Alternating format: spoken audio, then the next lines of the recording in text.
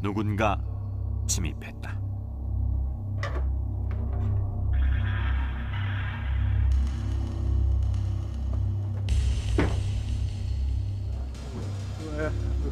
왜 없지? 야, 나 안에 좀 들어갔다 올게.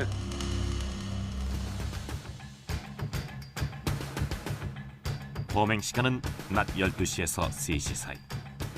권력가와 재벌만이 그의 범행 대상이었다. 보석이 숨겨진 것을 귀신같이 알아냈으며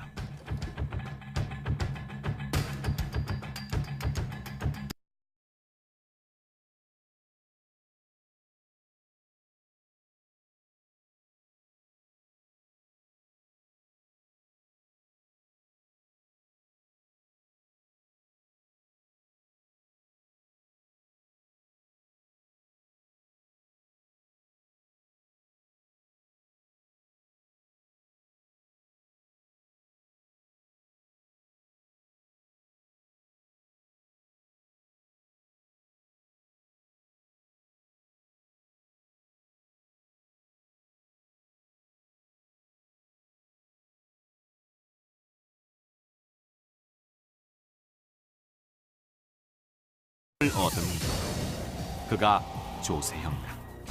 1980년대는 서슬퍼런 군부 독재 시절이었다. 신군부는 사회의 모든 분야를 통제했다. 언론의 자유마저 탄압받던 그 시절, 권력가의 안방을 제 집처럼 드나드는 철도 행각으로 억눌린 서민들의 분노의 분출구가 됐던 조세형. 과연 그는 대도인가?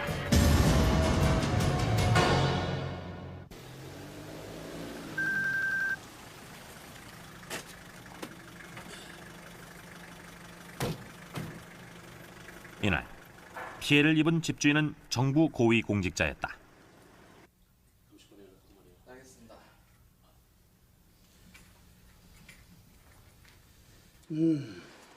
뭐 좀 알아냈나? 네. 자, 아무래도 그 조세형이란 도둑의 소행 같습니다. 당장 수사본부를 설치하게. 네? 저 수사본부를요? 무슨 수를 쓰더라도 반드시 잡아. 네.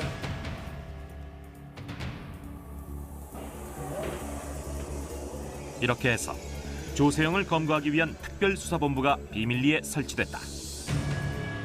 구리청이라든가 무슨 다른 또 고위청이라든가 뭐 그런 집을 털어가지고 또 많은 범죄를 저질렀고 그러다 보니까 이제 경찰 상층부에서도 그 조세형을 반드시 잡아야 된다. 억눌린 사회 분위기 속에서 언론은 시대의 절도범인 조세형을 통해 권력층의 부정부패를 비난했다. 소외된 서민들의 정서도 마찬가지였다. 권력자와 부유층에 대한 조세형의 절도 행각에 통쾌함을 느꼈던 것이다. 안녕하세요. 네, 어서 오십시오. 조세형, 사람들은 그를 의로운 도적, 대도로 만들어가고 있었다. 수아 이거 봐봐요. 이거 말이야. 또 조세형이 범인인 것 같다는데? 근데 말이야, 조세형이 잡힐까? 글쎄. 혹시 또 모르지. 계속 안 잡히고 부잣집만 죄다 털면서 당시 대도 조세형. 나 참. 뭐 대도? 요즘 언론이 문제야 문제. 그 도둑놈을 스타로 만들어놨잖아. 그러게 말입니다.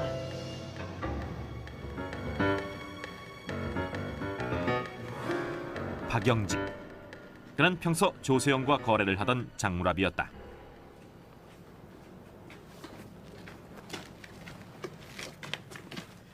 뭐야 이거?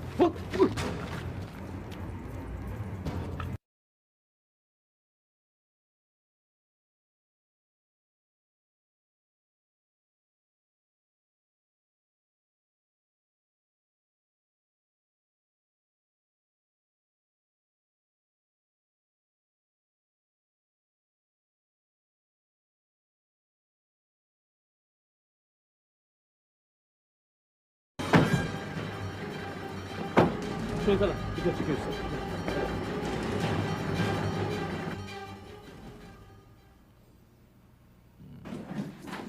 조세형!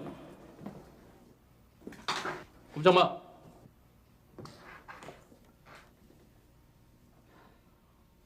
조세영, 너를 특수절도죄로 체포한다.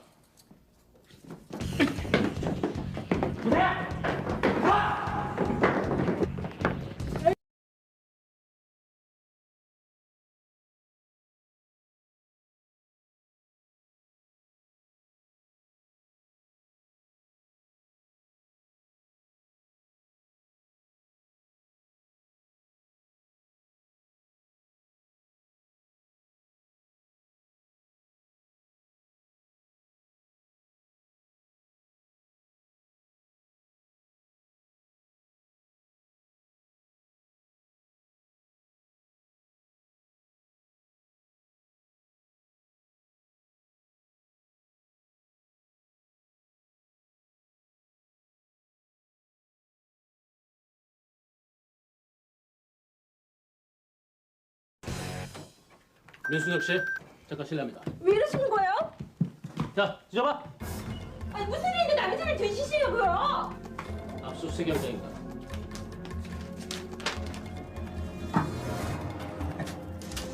반장님 여기 좀 보십시오. 과장님, 역시 예상대로인데요.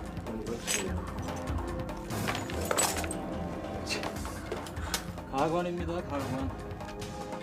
압수된 보석들은 세간의 화제가 됐다. 특히 억대가 넘는 물방울 다이아몬드는 상류 사회의 사치를 단적으로 보여주는 것이었다.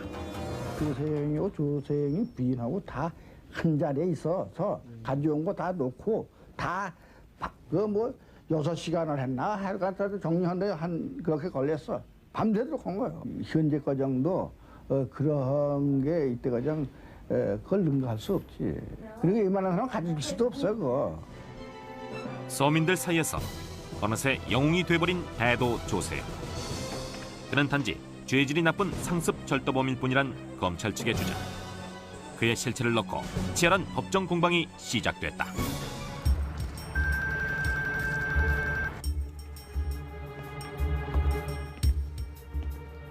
희대 절도범 피고인 조세영은 절도죄로만 이미 14년 6개월이나 복역한 바 있는 상습 절도범입니다. 66년 특수절도로 징역 10월, 67년 절도죄로 징역 1년, 68년 상습 특수절도로 징역 2년, 그리고 75년에도 상습 절도죄로 징역 7년을 선고받았습니다. 모두 사실이죠? 네. 마지막으로 교도소에서 출소한 게 언제입니까? 작년 3월입니다. 출소 후 언제부터 다시 절도에 손을 댔죠? 한 달 전부터입니다. 피고인 조세영은 교도소에서 출소한 지 한 달을 채 못 넘기고 다시 절도에 손을 대곤 했습니다.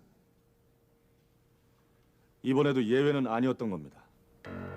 피고인 조세영의 범행 계획은 매우 치밀했습니다. 대나터리, 즉 사람이 많은 낮 시간에도 자유롭게 범행이 가능했던 이유는 바로 이 철저한 준비 덕분이었습니다. 오랜 절도 경험에서 얻어진 감각으로 그는 보석이 어디에 숨겨져 있는지 알아내는데 천재적인 실력을 발휘했습니다. 출소 후부터 검거되기까지 6개월 동안 피고인 조세영은 10건의 절도에 성공, 무려 5억 5천여만 원 상당의 보석을 훔쳤습니다. 공소 사실을 모두 인정합니까? 네. 피고인 조세영은 교도소를 제집 드나들듯 하면서도 참여는커녕 수감 기간을 새로운 범죄의 준비 기간으로 악용했습니다. 단기형으로는 교화가 불가능한 상습 절도범입니다. 따라서 피고인 조세영은 특수 상습 절도 제목으로 무기징역을, 범죄 재발을 막기 위해서는 보호감호 처분을 받아야 하는 것이 마땅합니다. 재범의 우려가 있는 전과자를 일정 기간 사회화 격리시키는 제도인 보호감호는 말만 다를 뿐 징역형이나 마찬가지였다. 피고인은 어린 시절을 고아와 다름없이 보냈습니다. 거리에서 구걸을 했고 소년기부터 범죄 세계에 발을 들여놓게 된 것입니다. 그 무수한 전과 기록을 모두 피고인의 인성 탓으로만 돌릴 수 있을까요? 피고인 조세영의 신문을 요청합니다.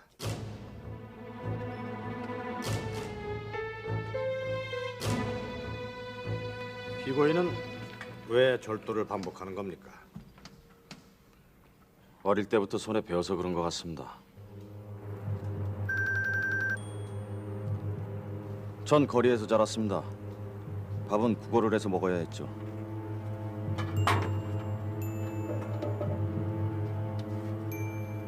어느 날 우연히 숟가락 하나를 훔치게 됐습니다. 아무리 거지였지만 밥만큼은 손으로 먹고 싶지 않았거든요. 그런데 지나가던 고물장수가 그 숟가락을 보더니 갑자기 이상한 제안을 하는 겁니다. 고모야, 그 숟가락 너랑 바꾸자, 어? 일 없어요. 500원이랑 숟가락이랑 바꾸자, 어? 나중에 알고 보니 그건 운수제였던 겁니다. 그 후론 소년원을 들락거리게 되었고 커서는 교도소까지 드나들게 된 겁니다. 피고인, 소년원이나 교도소에서 직업 훈련을 받을 수 있었을 텐데 그런 노력은 안 해봤습니까? 전과자라서 취직도 안 되고 먹고 살자니 가장 쉬운 건 도둑질이었습니다. 비록 도둑이지만 나름대로 지켜야 할 5가지 신조가 있습니다. 피고인은 절대 사람을 해치지 않는다고 소문이 나 있습니다. 사람을 해치지 않는다는 건 첫 번째일 뿐입니다. 나머지 내용은 어떤 거죠? 두 번째는 훔친 물건의 40%를 가난한 사람들을 위해서 쓰는 겁니다. 외국인들의 집은 절대 털지 않습니다. 나라 망신시키는 일이니까요. 또한 절대 무기를 사용하지 않습니다. 마지막으로 판검사 집은 절대 털지 않습니다. 저 때문에 다른 범죄자가 괘씸죄를 받으면 안 되니까요. 들으신 것처럼 피고인 조세영은 강도도 아니요 살인범도 아닙니다. 그저 특이한 절도범일 따름입니다. 그런 피고인에게 중형과 보호감호 처분이 내려진다는 것은 과중한 형량이 아닐까요? 그렇지 않습니다. 피고인 조세영은 절도계의 마술사라는 본인의 별명을 이 법정에서 자랑이라도 하고 싶은 겁니까? 장인의 기술처럼 도둑질 실력도 갈고 닦아야 한다는 건가요? 도둑질은 저한테 생존 방식입니다. 그러다 보니 여기까지 오게 됐다는 걸 말씀드리는 것뿐입니다.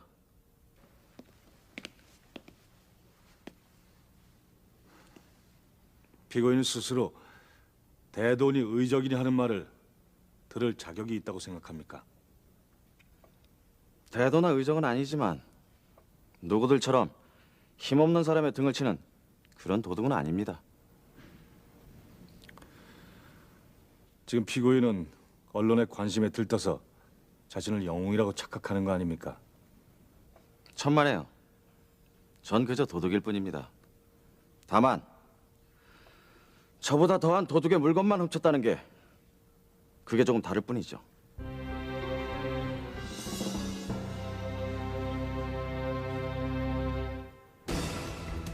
(6,400억 원이란 건국 이래 최대 규모의 어음 사기로 세상을 떠들썩하게 했던 장영자 이철이 사건.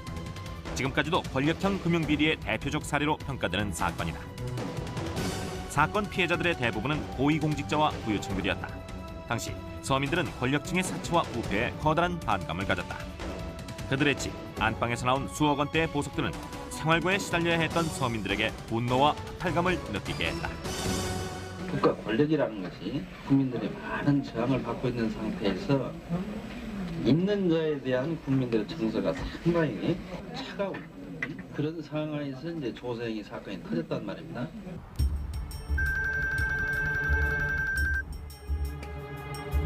피고인 조세영의 친구 김윤호 씨를 증인 신청합니다.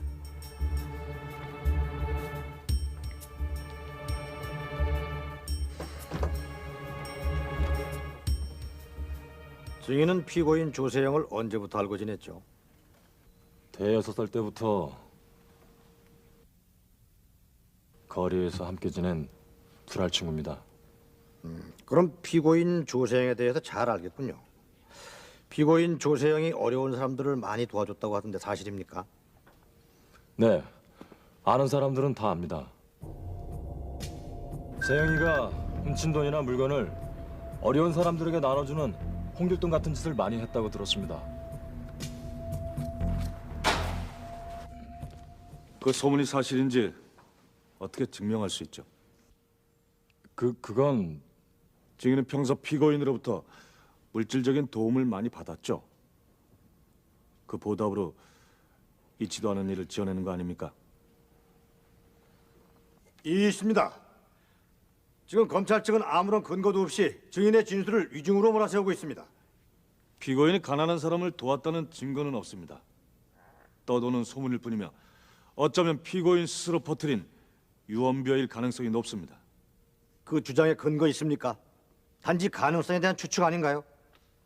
설사 그 소문이 사실이라고 해도 훔친 물건으로 선행을 베푸는 게 그게 옳은 일입니까?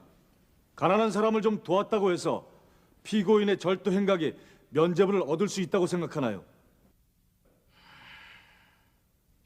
피고인의 집을 압수수색했을 때 상당량의 보석이 발견됐습니다. 이게 얼마야 다? 그러게 말입니다. 아니 조세영이 아니었으면 이 비싼 보석을 언제 만져보겠습니까? 이건 얼마나 하는 거야? 한 1억 정도는 할 겁니다. 검거 당시 조세영의 집에서는 8천여 종의 보석이 발견됐다. 피고인은 수억 원대의 돈을 훔쳤습니다. 그리고 그 돈을 유흥비로 탕진했습니다. 아닙니다. 전 꿈이 있었습니다.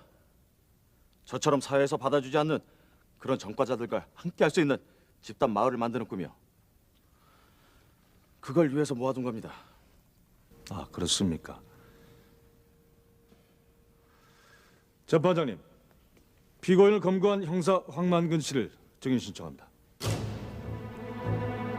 형사 황만근. 그는 끈질긴 추적 끝에 2번이나 조세영을 검거했다. 수사 결과 훔친 돈을 피고인이 뭘 했습니까? 흥청망청 즐겼던 것 같았습니다.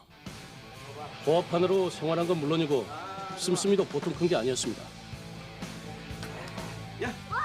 아가씨하고 하루 데이트를 즐기는데 팁으로 30만 원을 줬다는 소문까지 들었으니까. 또한 피고인 조세영은 체포되기 한 달 전 시내 고급 클럽에서 아주 호화스러운 결혼식을 올리기도 했습니다. 피고인 조세영은 악질적인 도둑입니다.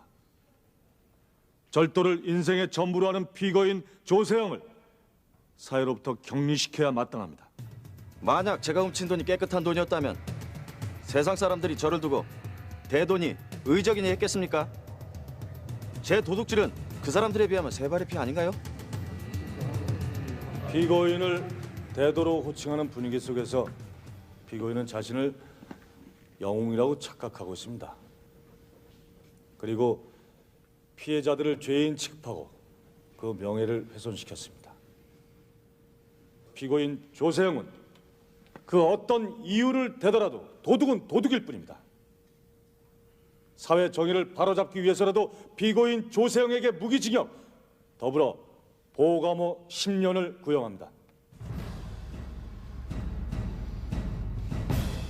다음 공판은 2주 후 동법정에서 속개하도록 하겠습니다.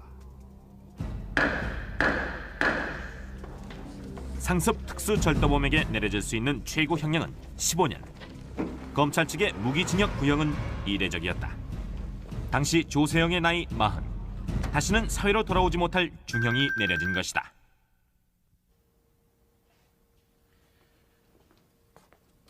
교도관! 교도관! 이거 수갑이 너무 쪼여서 그러는데 조금만 활력해 해주면 안 되겠어? 부탁해요.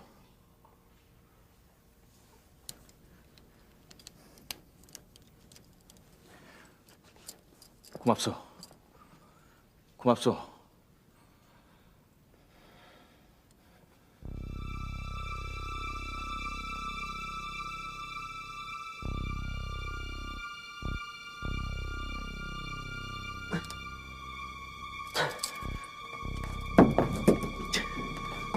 무기징역을 구형받은 그날 오후, 조세영은 재수자들이 재판을 받기 위해 대기하는 법원의 구치검에서 탈주를 시도한다.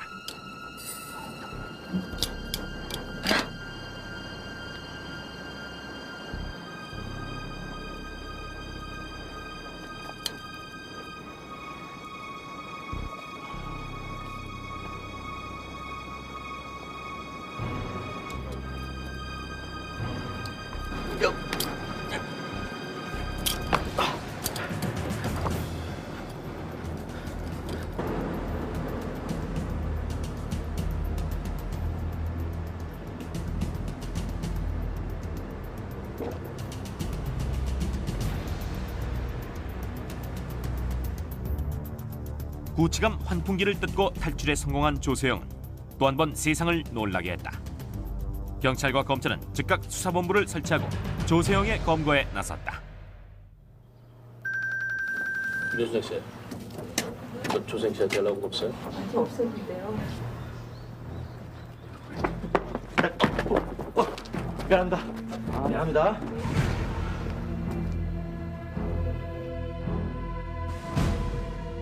조세영이다! 조세영! 조세영이야! 조세영이다! 조세영!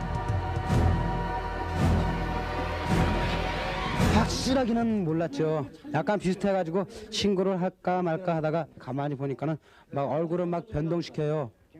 이렇게 해요. 막 변동시키고 그래가지고 에이 비슷하면은 신고를 해야지 그래가지고 가가지고 자세한 건 모르는데 아저씨 조세영을 내가 지금 저기 하고 있는데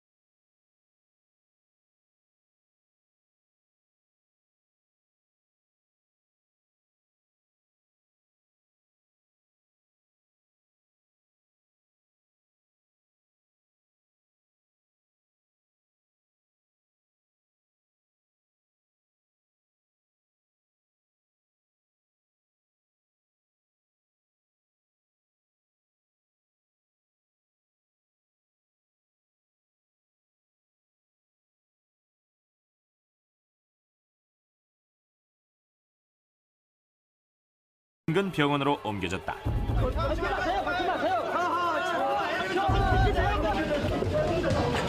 경찰의 총격으로 왼쪽 머리 부분과 가슴을 맞은 조세영은 위급한 상태였다. 경찰관 입장에서 물론 잡아야 어떤 수단을 방법을 깔지 않고 잡아야 되는데 그 조세영이가 뭐 중태라는 소리를 듣고는 제가 마음이 좀 답답한데 그에 대해서는 별로 뭐 마음만 담담한 뿐입니다. 조세영을 검거한 경찰관은 이례적으로 검거 4시간 만에 1계급 특진을 했다. 신고자 역시 대통령으로부터 국민훈장을 받았다. 내가 그 당시 너무나 지나치게 억울한 어떤 게 있어요. 그 얘기하자 복잡한데요. 그 암작에서 뭐 왜곡된 이런 과정들만 좀 밝힐 거예요. 그건 명백해요. 조세영. 그는 왜 무모한 탈주를 시도했던 것일까?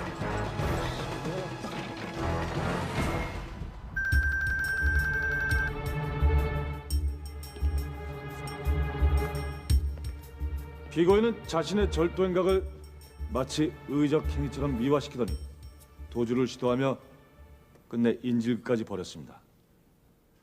뿐만 아니라 5박 6일간의 도주 과정에서 피고인은 또 상습적인 절도를 저질렀습니다.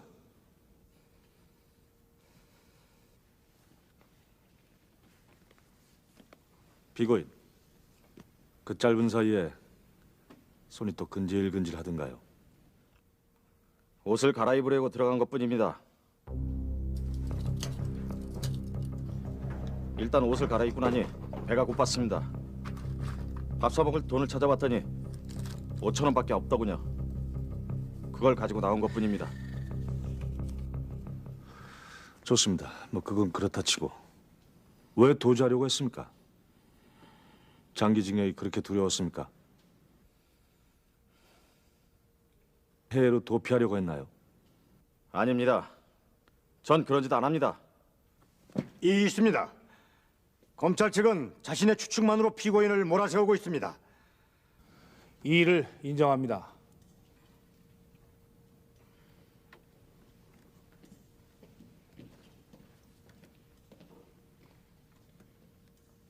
피고인, 도주에 성공할 수 있을 거라고 생각했나요? 아니요. 그런데 왜 했습니까? 진실을 말하려고요. 진실이라뇨? 경찰과 검찰은 이 사건을 엉망으로 수사했습니다.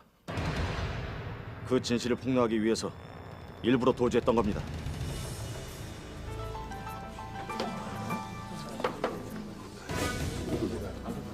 좀 더 자세히 설명해 주시겠습니까? 제가 훔친 보석의 가치는 10억 원이 훨씬 넘는 금액이었습니다. 그런데 경찰과 검찰에서는 피해액이 5억 원 정도라고 축소 발표했습니다. 이게 도둑 맞은 물건 맞습니까? 시중가가 얼마입니까? 저 서류 작성에 꼭 필요해서 그런 거니까 솔직하게 말씀해 주세요. 그 다이아몬드는 시중가로 치면 최소 2억 원 이상이었습니다. 아니라니까요. 근데 굳이 비싼 게 아니라고 우기더니 심지어 내가 그 집에서 분명히 훔쳤는데도 자기 물건이 아니라는 사람들이 한둘이 아니었습니다. 수사 결과가 축소 은폐됐다. 왜 그랬을까요? 그야 높으신 분들이 몸조심하느라 그런 거 아니겠습니까? 피고인, 무슨 근거로 그런 말을 하는 겁니까? 전화 받는 걸 똑똑히 봤습니다. 네, 수사본부입니다. 네? 아, 네. 예, 알겠습니다. 네.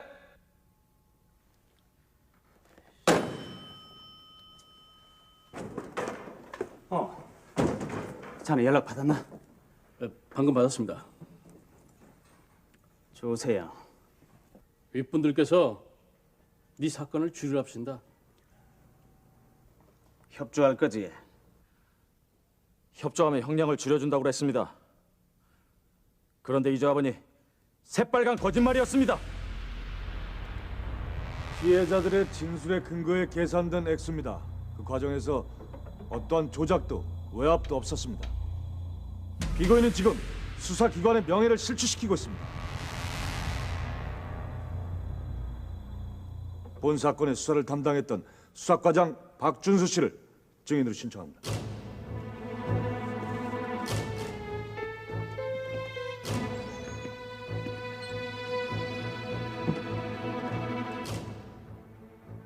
피고인의 진술이 사실입니까? 그럴 일이 있겠습니까? 일부러 피해액을 줄이다뇨.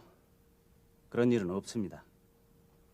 피고인은 자신이 훔친 물건이 10억 이상이라고 합니다. 그것도 사실이 아닌가요? 10억이라뇨. 말도 안 됩니다. 피해 금액은 정확히 5억 5천 254만 8천 원이었습니다. 틀림없습니다.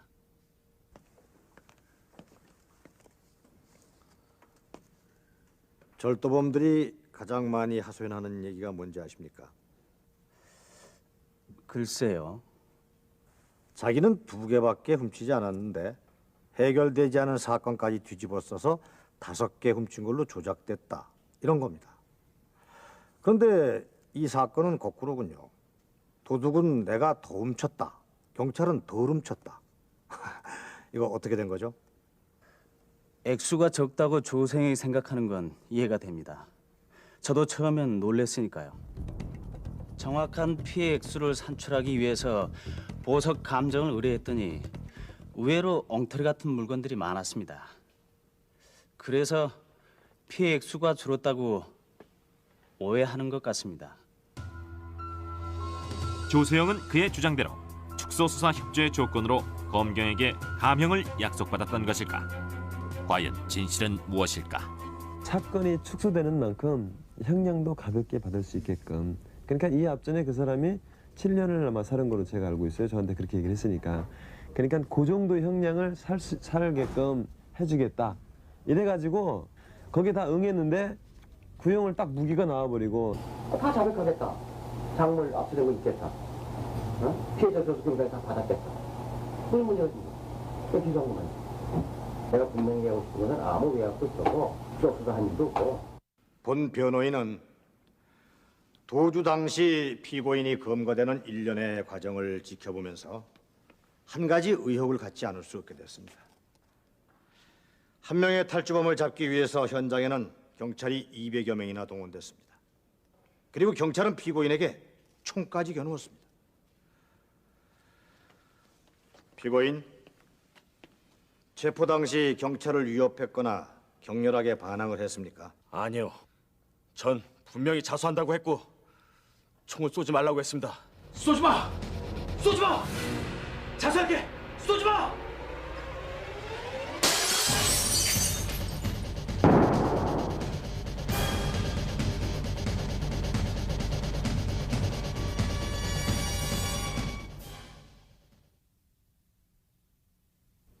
경찰관 직무집행법 제11조에 의하면 범인이 항거를 할 때 무기를 사용하지 않고서는 제압할 다른 수단이 없을 경우에 한해서 그것도 최소한도 내에서만 총기를 사용할 수 있도록 되어 있습니다.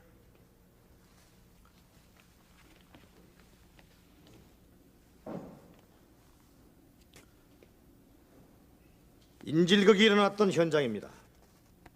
아주 작은 화장실 겸 욕실이었습니다. 조준된 총구로부터 피고인과 인질까지의 거리는 1m 정도였고 경찰의 총구는 피고인의 머리를 똑바로 겨누고 있습니다.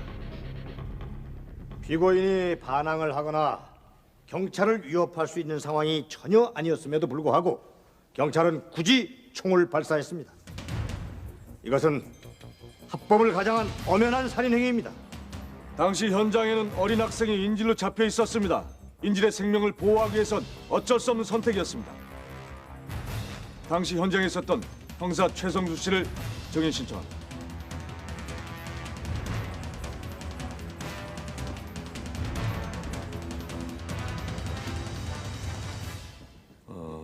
당시 인질극이 벌어졌던 현장에서 피고인의 행동은 어땠습니까?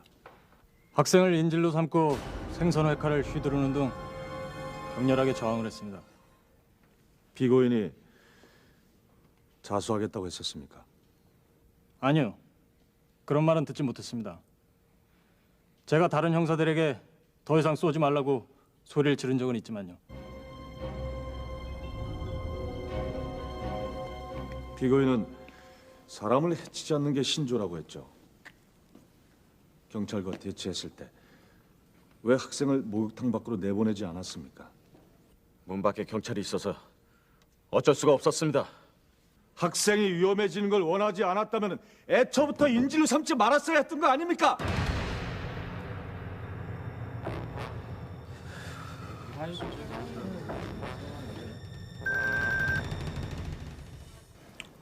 아무래도 중형이 늦을 것 같습니다. 변호사님, 이제 제 인생은 어떻게 되는 겁니까? 제 나이 40입니다. 징역 10년을 살고 나서 보호감호까지 받으라뇨. 그럼 절더러 교도소에서 살다가 죽으라는 얘기 아닙니까?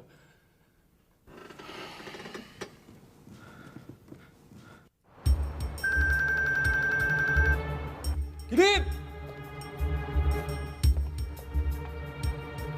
세상을 떠들썩하게 한 희대의 절도범 조세영. 그의 선고 공판에 세간의 이목이 집중됐다. 지금부터 조세영 절도 사건에 대한 선고 공판을 시작하겠습니다.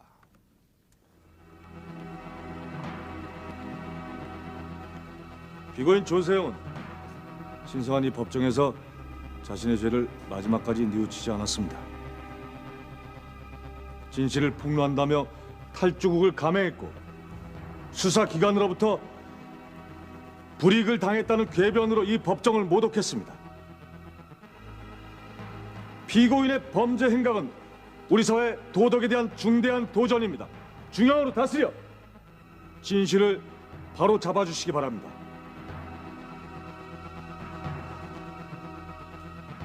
피고인은 상습적인 절도범일 뿐입니다. 범행에 흉기를 사용한 적도 없고 늘 단독으로 절도를 해왔으며 사람을 해치지도 않았습니다. 그저 도둑에게 맞는 합당한 판결을 내려주시기 바랍니다.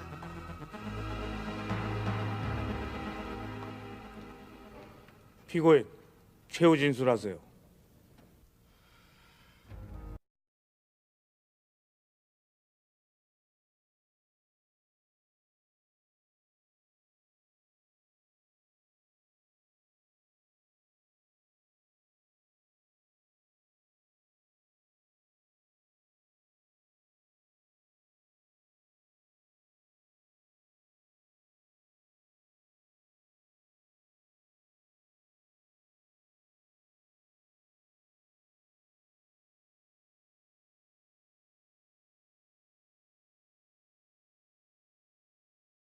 는 피고인 조세영에 대해 다음과 같이 판결한다. 형량으로 볼 때 피고인이 환갑이 지나서야 사회에 복귀한다는 점이 안타깝지만 어쩔 수 없이 선고하겠습니다. 피고인 조세영을 징역 10년에 처한다. 피감호 청구인 조세영을 보호감호 10년에 처한다.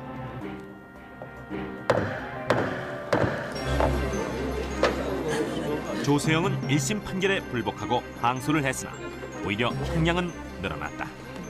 징역 15년에 보호감호 10년. 절도범으로서는 이례적인 중형이었다. 사람들 사이에서 보관대적의 금고석을 들여다본 괘씸죄라는 과거 주로 부유층만 골라 털어서 대도 혹은 의적이라고까지 불렸던 조세형 씨 기억하십니까? 조 씨는 그간 상습 절도로 계속 교도소를 들락거렸는데요. 81살인 올해 6만 원을 훔쳐서 16번째 철장 신세를 지게 됐습니다. 민정희 기자입니다. 부유층 집을 돌며 신출귀몰한 절도 행각을 벌였던 대도 조세형 씨가 또다시 경찰에 붙잡혀 구속됐습니다. 이번엔 한 다세대 주택에 침입해 현금 6만 원을 훔쳐 달아난 혐의입니다. 올해로 81살인 조 씨는 이번 구속으로 16번째 수감 생활을 하게 됐습니다. 유력 인사나 고위층의 집을 자주 털어 대도, 의적 등의 별명을 얻은 상습절도범 조세영 씨. 1982년 처음 구속돼 15년의 수감 생활 끝에 출소한 뒤 종교에 귀의하며 선교 활동을 하는 듯했지만 이후에도 거듭 절도 행각을 반복했습니다. 교회 선교 활동을 지금 계속 하고 있습니다. 근데 사무실에 없는 상태에서 1년여를 계속 하다 보니까 필요성이 아주 너무 간절했어요. 2015년 9월 수감 생활을 마친 지 5개월 만에 작물 거래를 하다 붙잡혀 징역 3년형을 선고받은 조 씨는 80살이 되던 지난해 만기 복역 출소했지만 올해 또다시 철창 신세를 지게 됐습니다. 조 씨는 경찰 조사에서 먹고 살기 위해 돈을 훔쳤다고 진술한 것으로 알려졌습니다. KBS 뉴스 민정입니다.